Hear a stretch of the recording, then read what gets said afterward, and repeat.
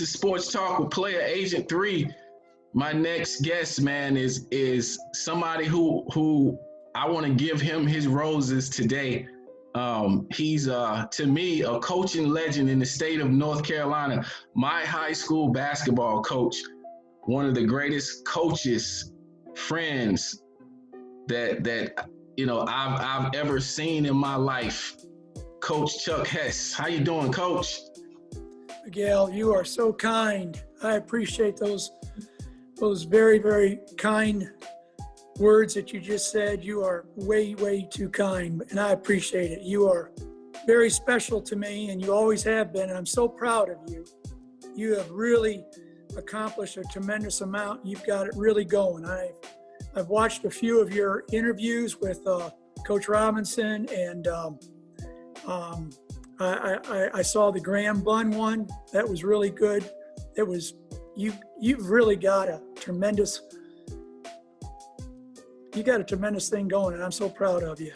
I appreciate it, Coach. I definitely appreciate you coming on the show. Some things I want to talk to you about, things that people probably don't know about you, but let's go back into history, give people a history lesson. You're a Michigan guy. Talk about, coming up in Michigan, and how did you end up in small town Wake Forest, North Carolina? Well, it's a long story, but I'll try to abbreviate it pretty good. I was born in Michigan. I was raised in southwestern part of Michigan. When I was a year old, my sister, who was 4.5 years old, got sick and died of leukemia. And it kind of really, this is probably why I'm a little more independent than the rest of my family, is because when that happened, my parents had a nervous breakdown, and they couldn't take care of me being a 1-year-old kid. And so I was raised by my relatives. And I think that had a lot to do with me being a little independent and, wanting to get away from Michigan a little bit. And so I grew up, in Michigan, went to elementary school, went to junior high. And when I started high school, as a sophomore in high school, I wanted to go to a prep school. I aspired to, really wanted to be a good basketball player. And my parents were very helpful. They shopped around, and I went to a prep school in Virginia called Stanton Military Academy. Mm-hmm. And when I went there, I was 16 years old, and it was pretty challenging when I got there, because I was a mid-year student. I didn't start out. I started there in January of 1970. And when I got there, I had to make my way and establish some friends, and everybody kind of was already, had gone through all the rat race to to deal with all the military background and that. So I had to go through all the rat rules and all the hazing and all that. And it was pretty challenging, but I ended up playing on the prep team. The prep team was, we had a lot of postgraduates on the team, and I was the only undergraduate that was on the team. I was 16, and we played a lot of freshman teams. Back then, freshmen couldn't play varsity in college, and so I played University of Virginia's freshman, Virginia Tech's freshman, Roanoke College freshman, James Madison, and then we played a bunch of military schools. We had a military school league like Fork Union, Hargrave, Massanutten, Augusta Military Academy. And it was a tremendous experience for being a 16-year-old kid, being able to play in that environment. And, I aspired, just like everybody, to want to someday go to college and play and, have my education paid for on a scholarship. So when I graduated, I had a couple opportunities in Virginia, but I wasn't really sure what I wanted to do. So I ended up going back to Michigan to college. I went to Central Michigan University. And when I got there, I was on the team and I injured myself. I had a real bad injury happen in a game, and I dislocated my big toe. And back in the day, they used to just kind of shoot you up with cortisone and make you play. And, you know, being in a military school, you had to be tough. And so they took you back and, you know, whatever you had to do back in military school. In college, they did the same thing. And unfortunately, I dislocated my big toe, and I probably hurt it playing the longer I played on it, it damaged it. And to this day, I've got a lot of issues with it. But every now and then I can put it together a little bit and play for a little bit. But when I graduated from Central in 1978, I had some really good opportunities. I was a special education major, and they had a really good educational program at Central Michigan. I always wanted to be a teacher. And so I was recruited, being a male special education teacher, graduate. I was being recruited to teach in a lot of really good places. I was recruited to teach in Pompano Beach, Florida, Bethesda, Maryland, quite a few schools in Michigan, out in Kansas City, Missouri. And I took an interview down in Fort Lauderdale. I went down there and interviewed. And I got down there in August of '78, and it was so hot, I couldn't stand it.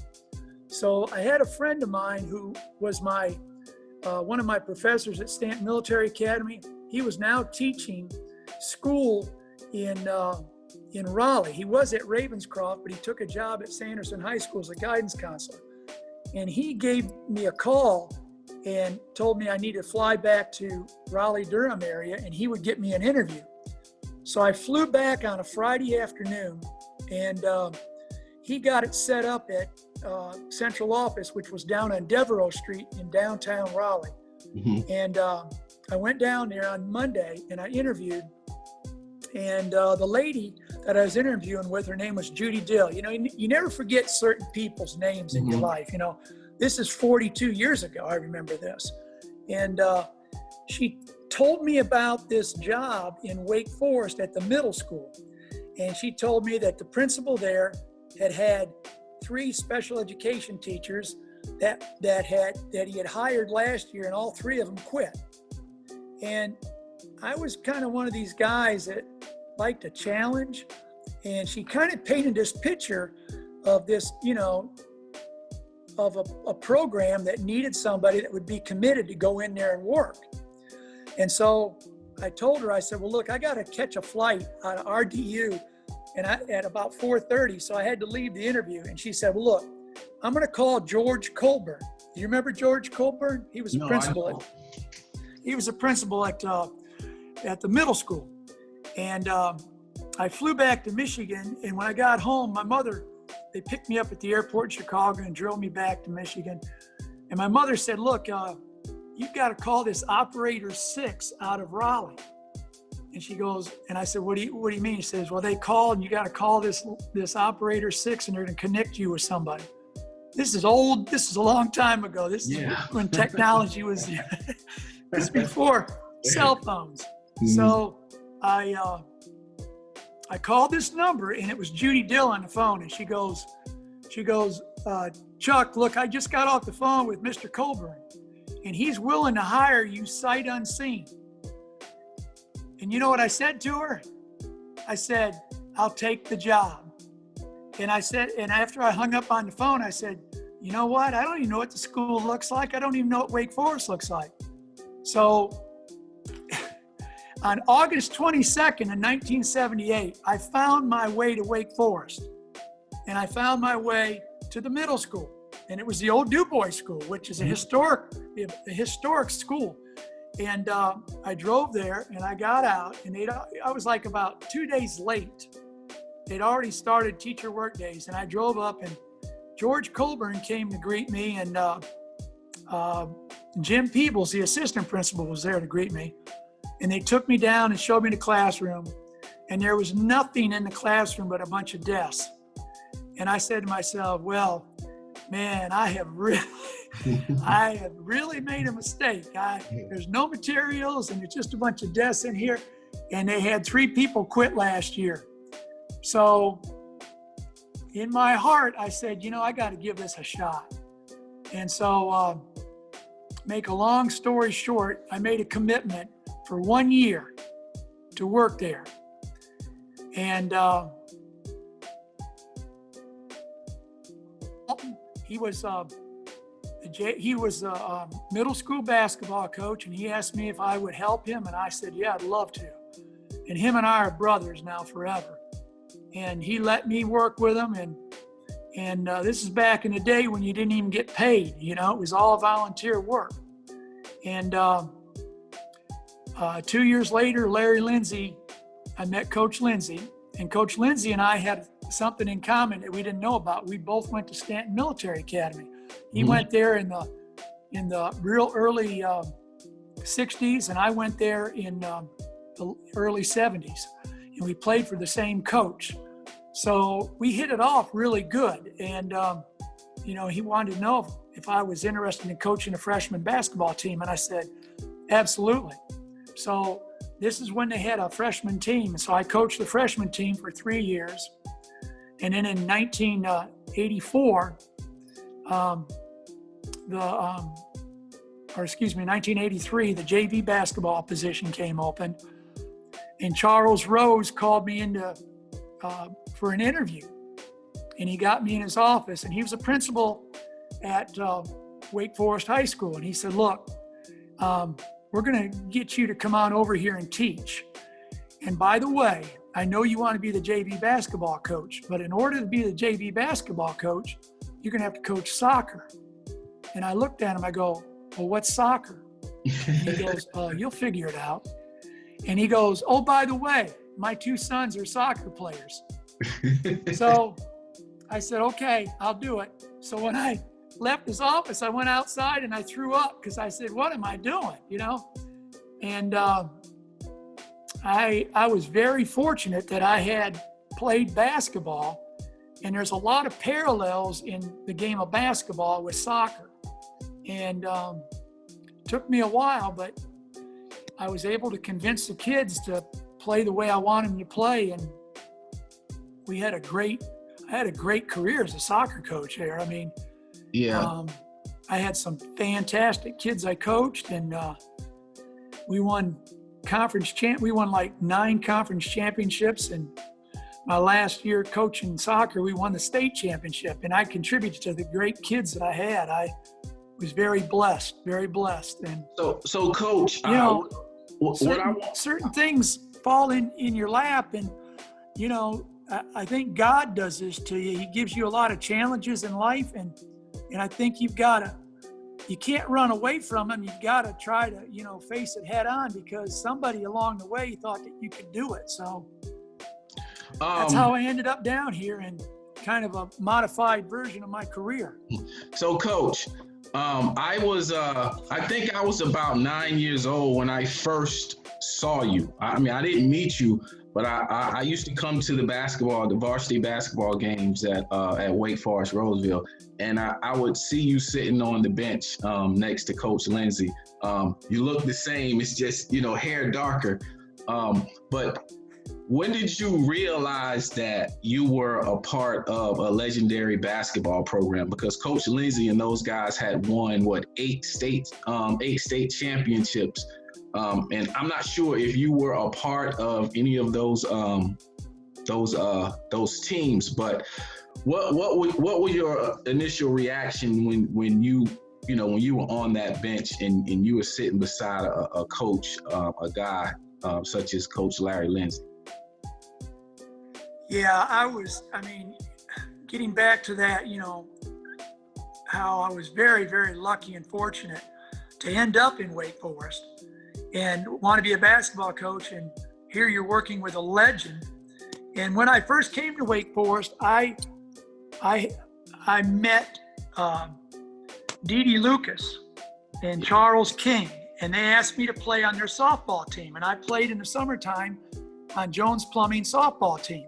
And they told me about Coach Lindsey. So I heard all these stories about, all the teams in the 70s that played and went through, and I met a lot of the players that had played or had played at the Du Bois School before the integration happened, and they won state championships there too. And I heard about, a lot of the players that played over in Franklinton, like the Bibbies, Henry Bibby and James Bibby and them. And so I got a great education from them, and we played a lot of ball together. And then being able to, have that knowledge of Coach Lindsey from actual players or players that played against his team and that, and they told me about him, it was phenomenal. I mean, I was just so very blessed to have the opportunity to sit 6 inches from Coach Lindsey for, 13 years. And he took me to camp, and he let me take kids to camp, and it was just a phenomenal experience. He's an amazing, he was so far ahead of his time. I mean, he was one of these guys that was teaching full court press. And I think he got a lot of that from Coach Pandak. He was the same coach that we both played for at Stanton Military Academy. Coach Pandak was way ahead of his time too. And I think Larry took more from Coach Pandak than he did from his college coaches that he had. And he had some great college coaches. He had a great high school coach. His high school coach was a legend from Youngsville. And, he played with Twig Wiggins and all those guys that just, they bled basketball. They slept, ate, and drank basketball all the time. It was like, I went to a basketball heaven, and being there, it's like you're like in paradise learning the game, because you got all the tools right there that you need. And I was also lucky that I also worked with another legend. I worked with in 1990, I started going and working at Coach Knight's basketball camp at Indiana. And Coach Lindsey and Coach Knight are cut from the same cloth. They're both defensive geniuses, and their offense starts from their defense, and that's old school. And that's why they were so good. They won with players that were in such great condition, and they bought into what Coach Lindsey wanted. And I was just very, very blessed to learn from obviously the greatest high school coach in the state of North Carolina.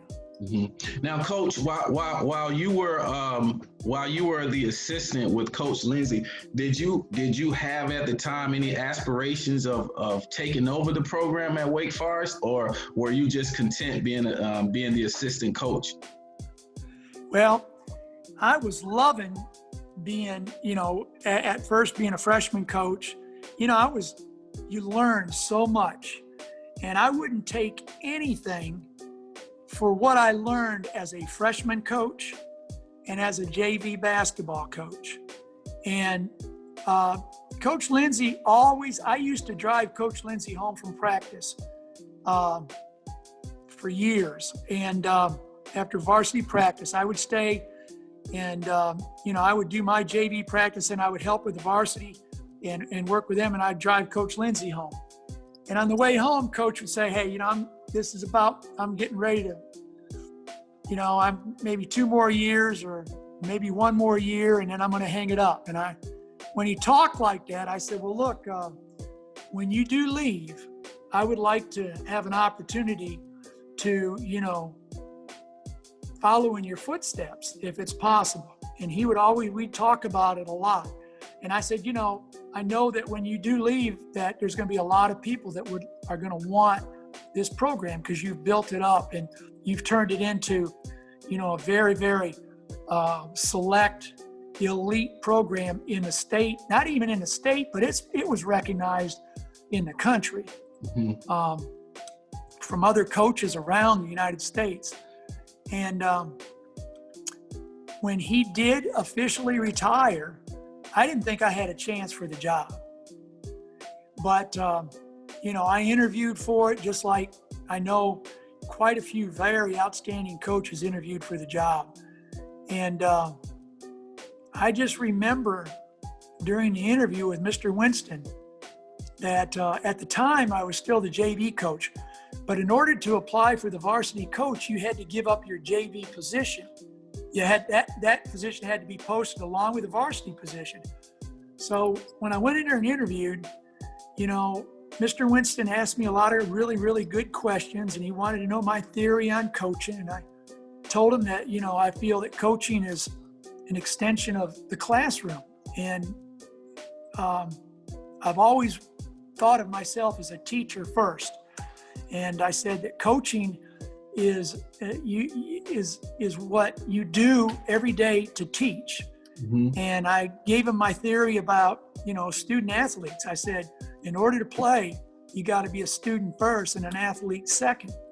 And he asked me some really, really good questions. And I said, well, look, if I don't get to be selected as a varsity basketball coach, because you got some really outstanding guys applying for this job, I said, I would like the opportunity to still be the JV basketball coach.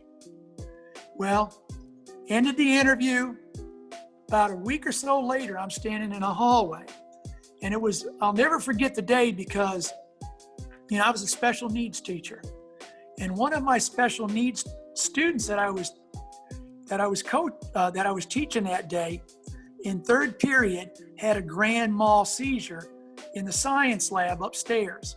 And they called me to come up there to help with him. And I had to get some rubber gloves to go up there. And I helped him, and we got him secured, and the ambulance came, and they took him to the hospital. And I was real concerned. And I was walking down the hallway on my sixth period class, and that was my planning period. And Mr. Winston stops me in the hallway, and he goes, Coach Hess, you got a minute? And I had these rubber gloves in my hands that I was going to return to Mr. Ford, because I had to borrow them from him. And my heart just fell into my stomach, because I said, oh no, I know what he's going to do. He's going to call me in here and tell me I didn't get the job. And so he calls me back to his office, and we sit down, and he starts talking to me. And I'm sitting there with bated breath. I'm going, oh man, what am I going to say? And so he started talking about all the people he interviewed. And he talked about that this was a really,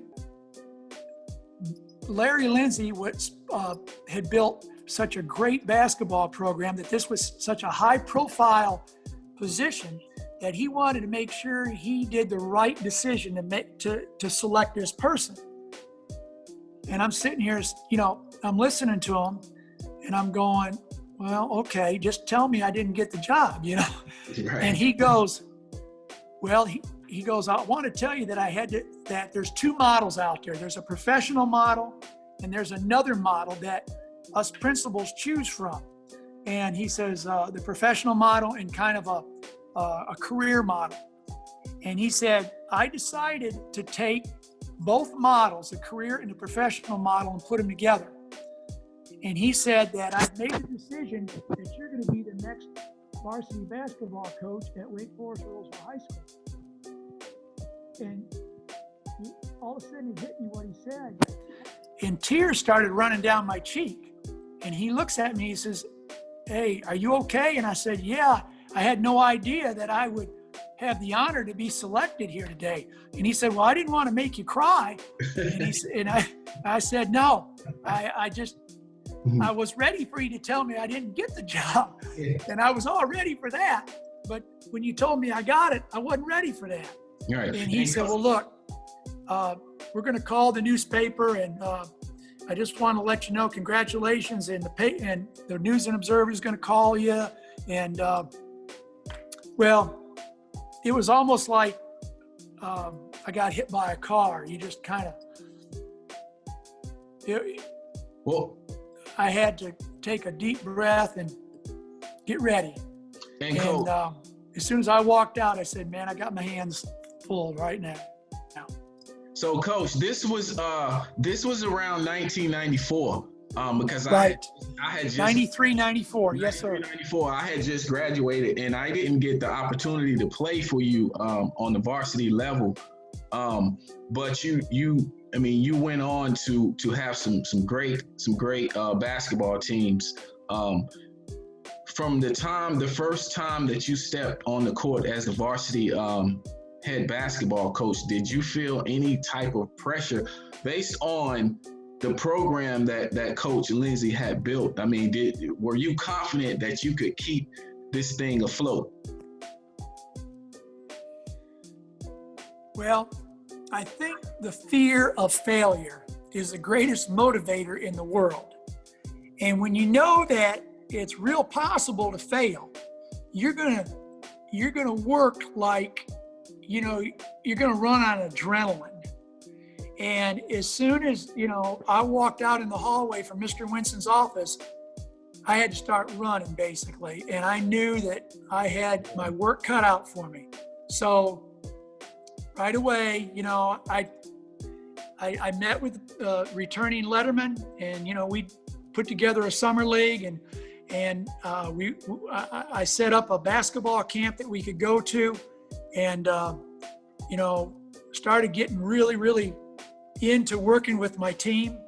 And luckily, I had a bunch of players that had played JV basketball for me. And they were a great bunch of kids.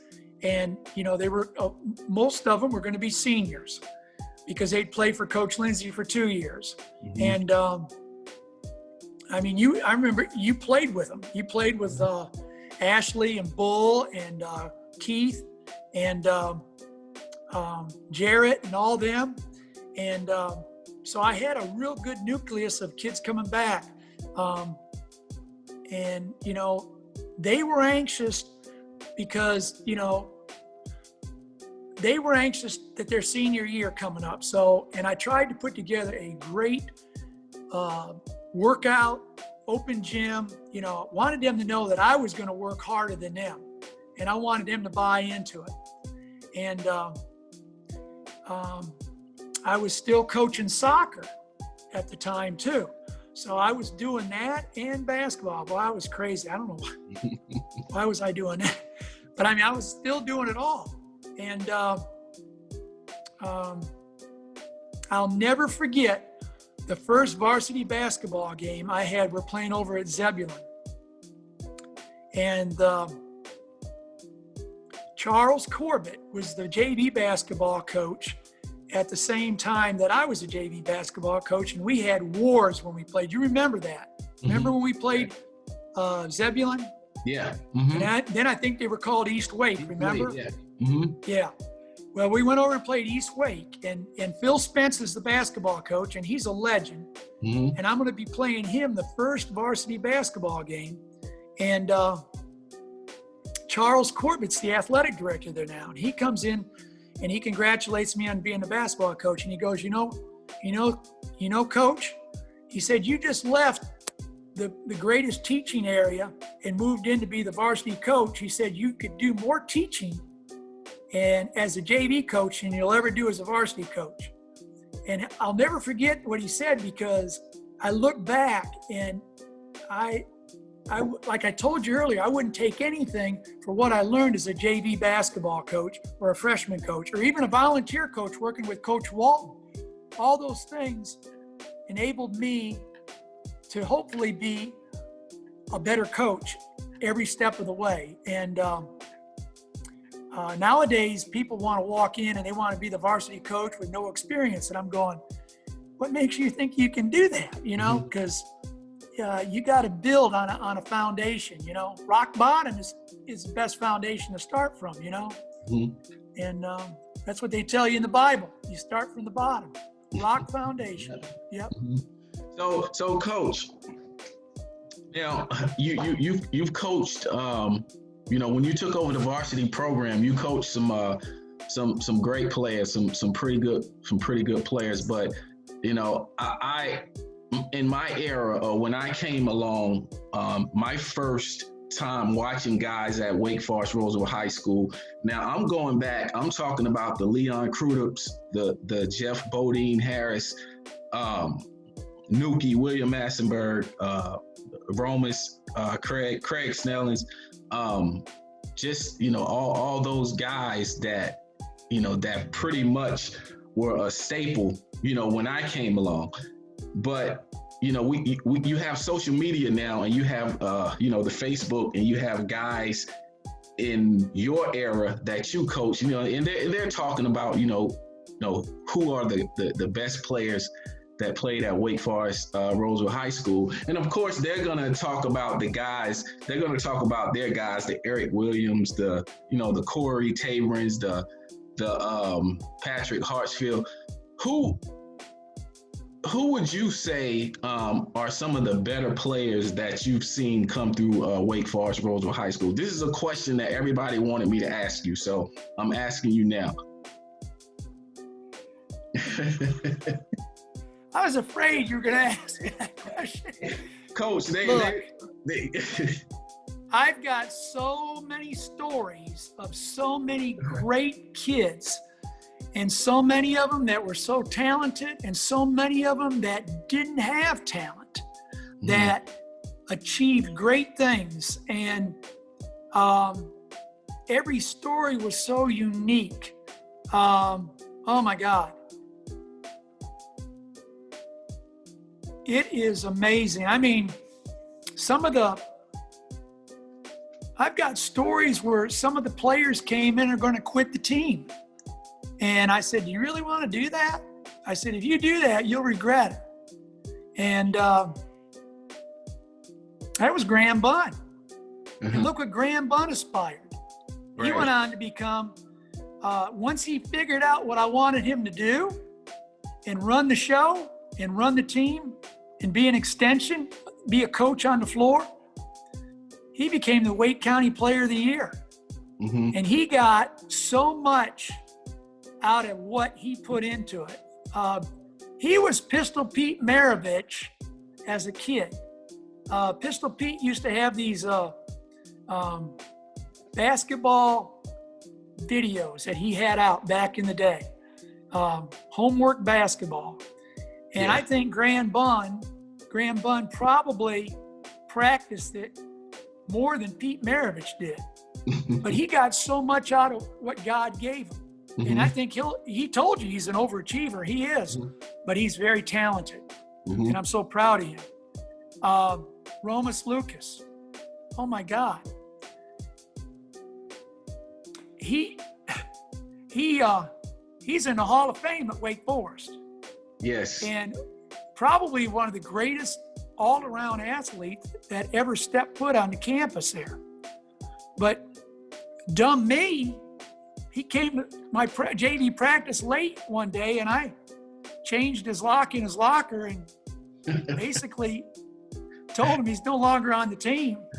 And I went home that night, and Gail goes, how'd practice go today? And I said, well, look, I just kicked the best player off the team. She goes, what? I said, yeah. Romus came to practice late. I guess just because he scored 36 the night before, thought he could come in a little late. And she goes, you can't kick that kid off the team. She goes, you need to work with him. And so Gail was my best assistant coach I ever had in my life, because she was the voice of reason. And, you know, I was stubborn. I was military school background, tough, old school. And so she said, you need to find a way to get him back on the team. Well, Romus called me up on the phone that night at home and goes, Coach, this is Romus. Hey, Romus. He goes, "What'd you kick me off the team for?" And I go, "Well, you came to practice late and you know that you can't do that." He says, "What I got to do to get back on the team?" And I said, "Well, I'll tell you what, you're going to be the manager for 2 weeks.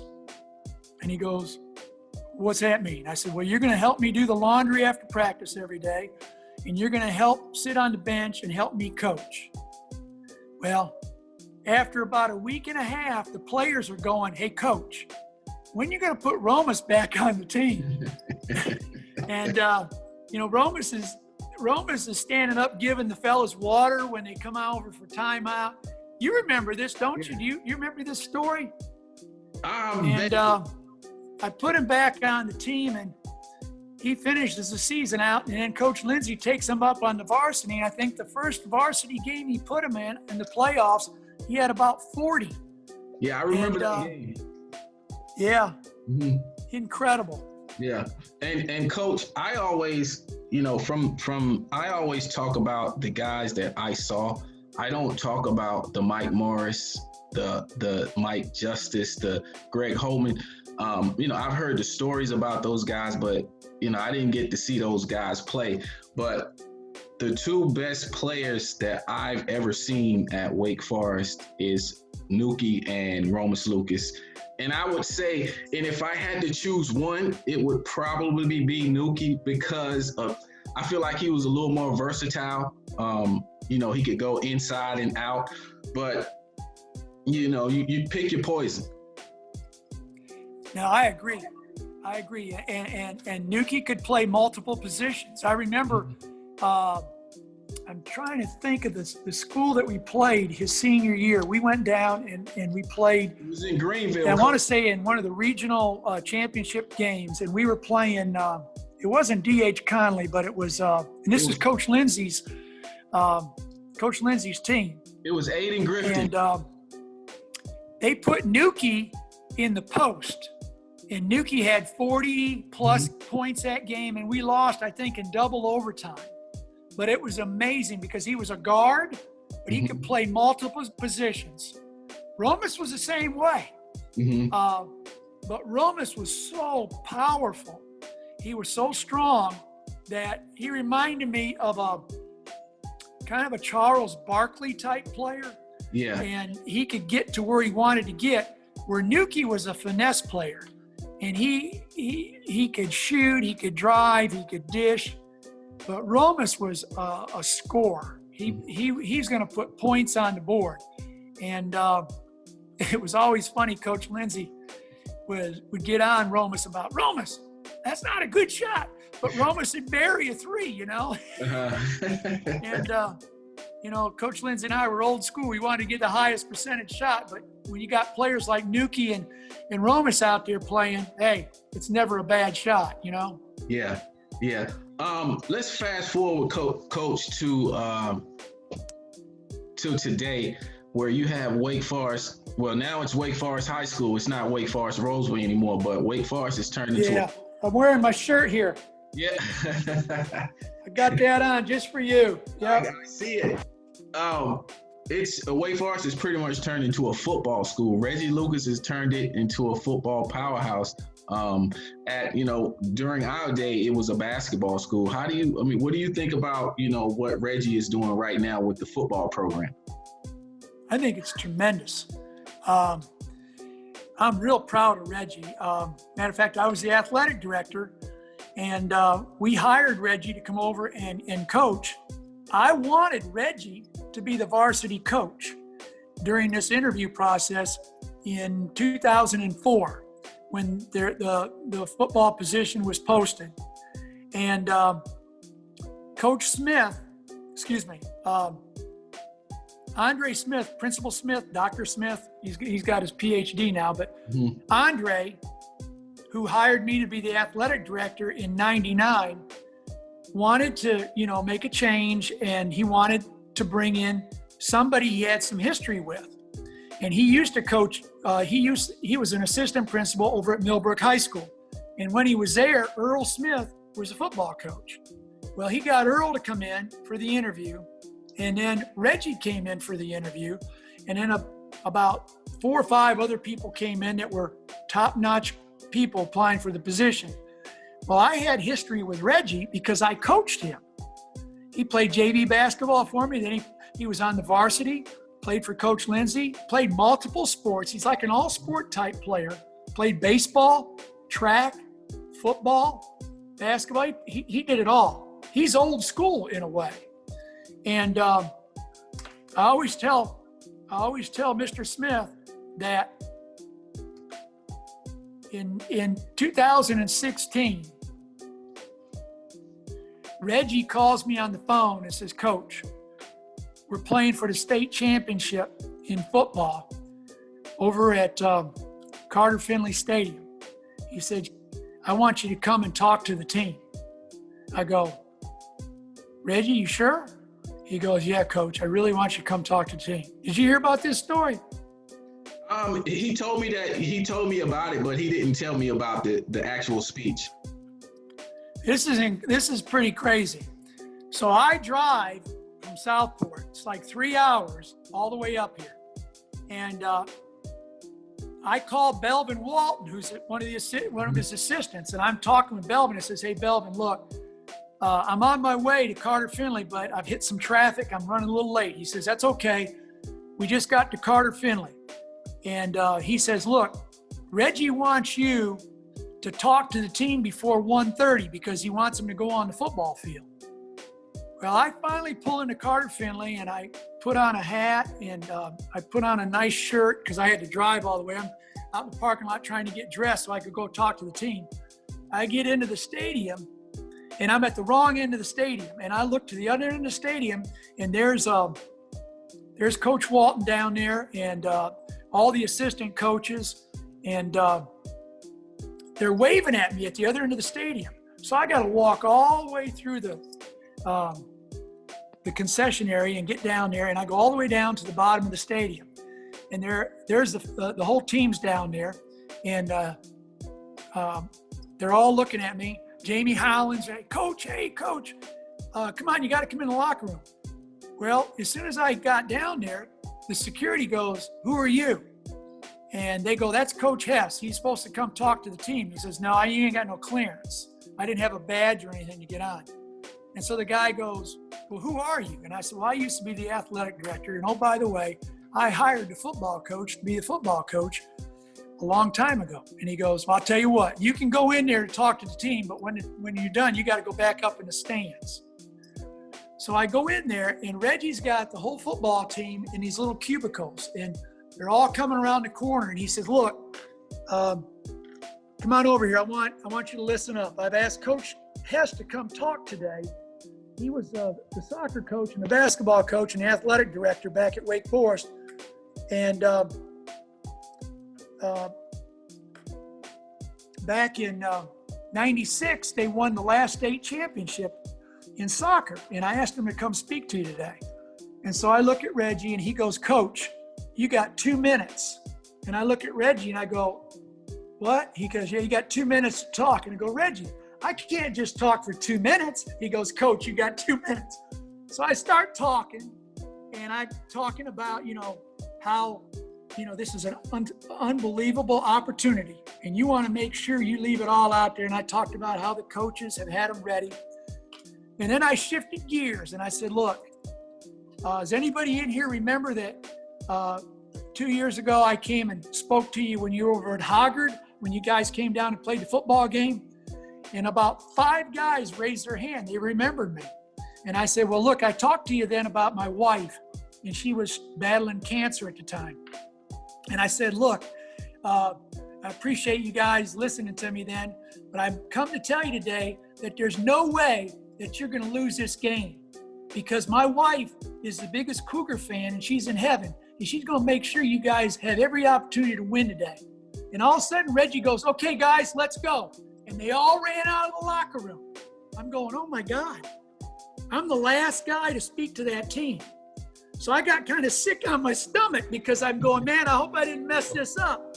And so they all ran out on the field, and all the coaches are going out, ready to go out there. And Jamie Howland goes, hey, to Coach Luke, he says, hey, Coach, look, Coach Hess has got to go back up in the stands because we don't have another tag for him to wear, security clearance. Reggie takes his tag off and puts it over my head. He says, no, they ain't going to kick him out. No, you're going to be down on the sidelines with us. And Reggie goes, I don't think they'll kick me out. I'm the head coach. So they all went out in the field. At halftime, they're up 21-0.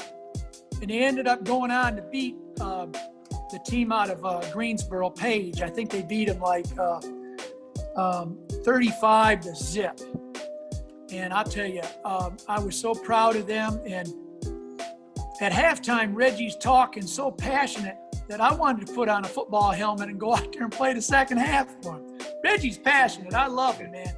He's old school. I love him. Hey, Coach, we have about 5 minutes. And I want to, you have a million and one stories. I'm sure you have so many stories, but I can't let you leave without telling a Miguel Tabron story and a Garvette Goob Wilkerson story. Oh man, I tell you, I remember you at basketball camp, at Coach Lindsay's basketball camp. And I'll never forget this because you were such a quiet and shy young man. But inside, you had a heart that burned to win. You wanted to win because when we didn't win, you were even more withdrawn. It bothered you. And I can relate to that. I mean,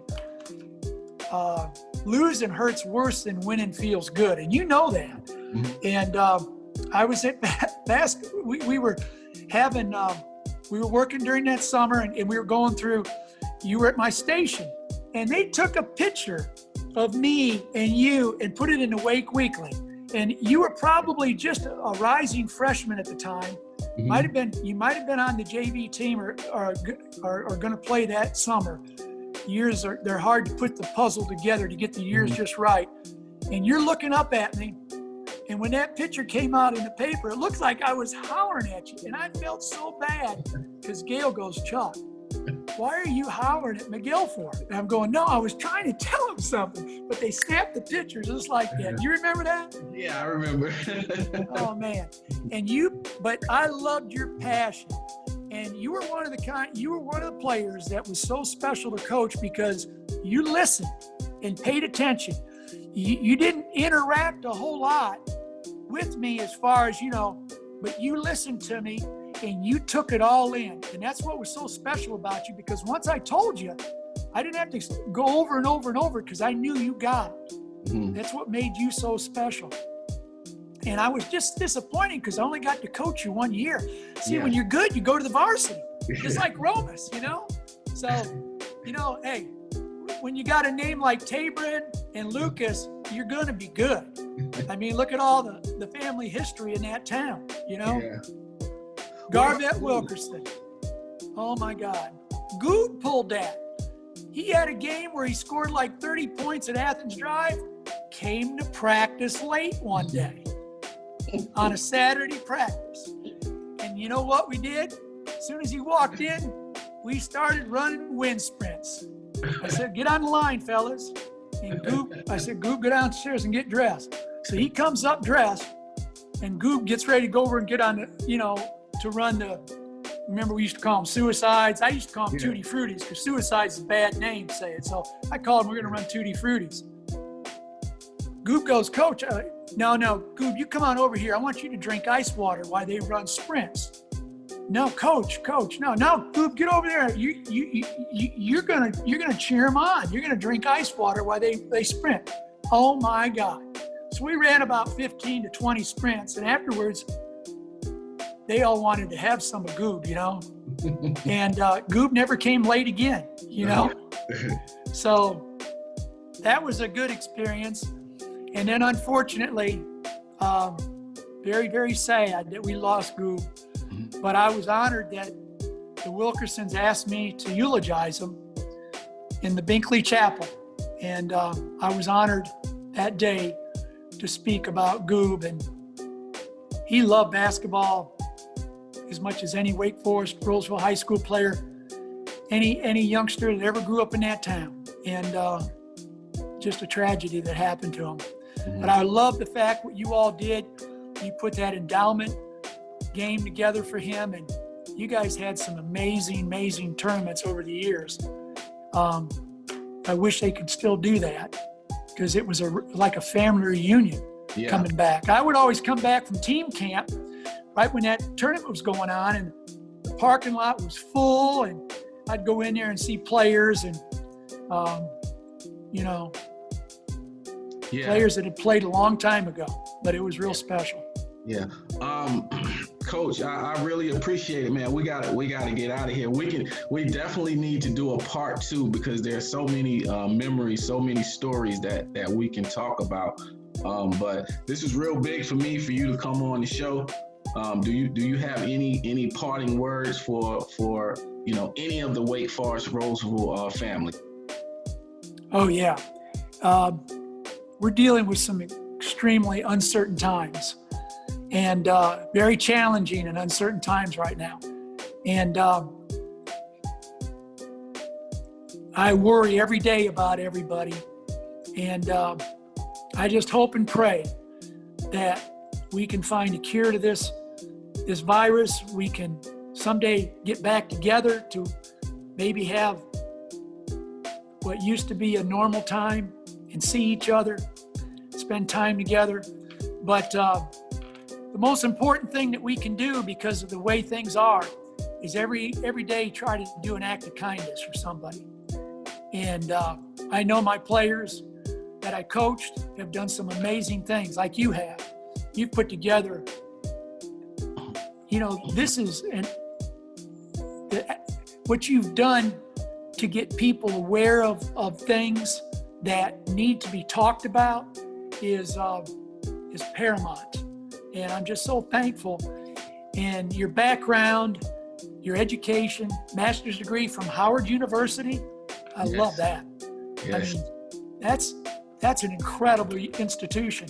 And I'm so proud of you for finding a way to get it done. We all did.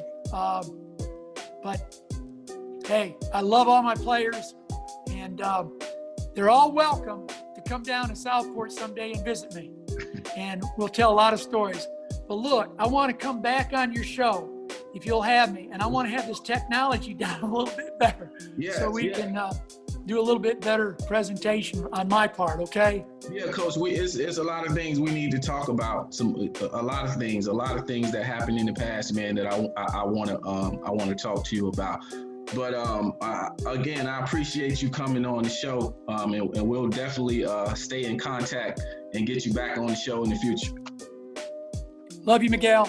Everybody go vote. Make sure they vote. Thank you, Coach. Love you too. Love you too. Bye-bye.